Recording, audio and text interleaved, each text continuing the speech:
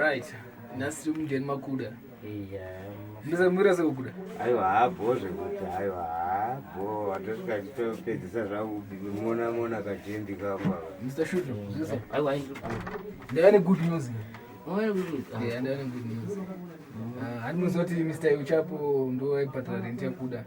Vaya good. Kurekeseka for last year. For last year Uchapo. Saka zvikuitika ndezvekuti vaikanda futi imwe mari yerent another year. Zvazoita 2 years. Saka gore hanzi kuchanga musi wachi. Hamene makavirirana kuti musi wa 1 June and up to next year end of May. Ndozvazoita. Azvo ndandozvamakavirirana. Tazowirirana June kunosvika December yedu. Sikazoti vazochinja vazoita zvipi.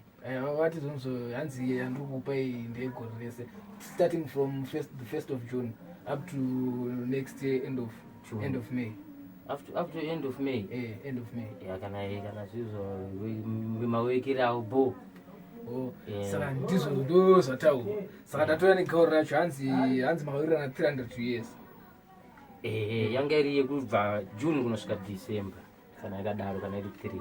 But iwo mataurira vaita. Kutora mataurira vaita. Aiwa iri bo plus gore rese. Ndo wanzotaura totaura nawo ndo wanzotaura nawo. Saka iri bhuru rimwe bhuru.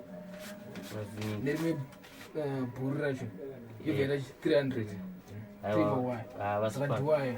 Aiwa vasipaka bla uchapuka. Tokutendai zvisingaita. Kumira kwamaita nakuda. Mamira naye zvisingaite. Ndinotenda chaizvo. Murambe makadaro mwoyo wenyu.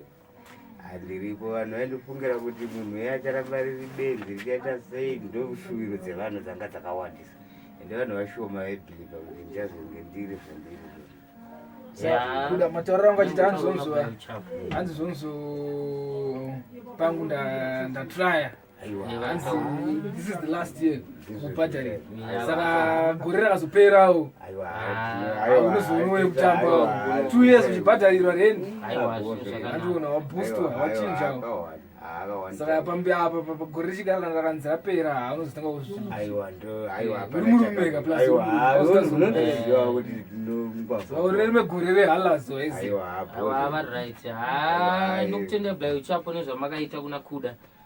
Ozi kuda vanhu vaifunga kuti achinje vachiramba kuti kana patakamupa rumu vanhu vakatomboti kwe unogopa benzi rimba chichichichi but ini ndaingoti munhu anochinja.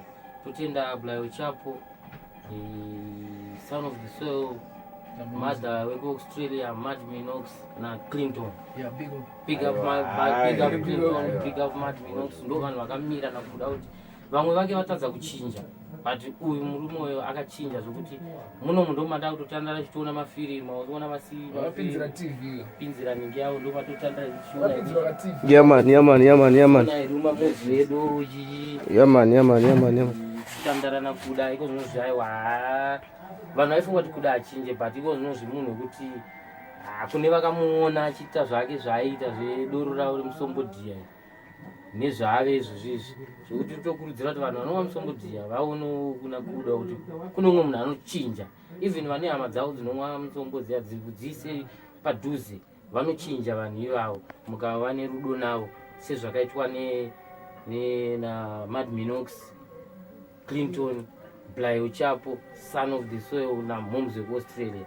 Tinokutendai nezvamakaita kune murume.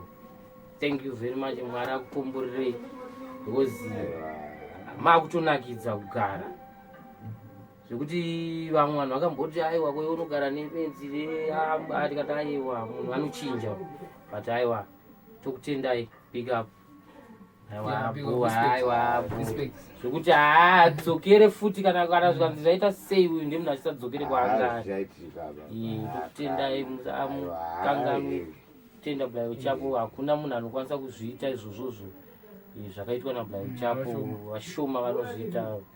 God bless you. God bless. Thank you very much.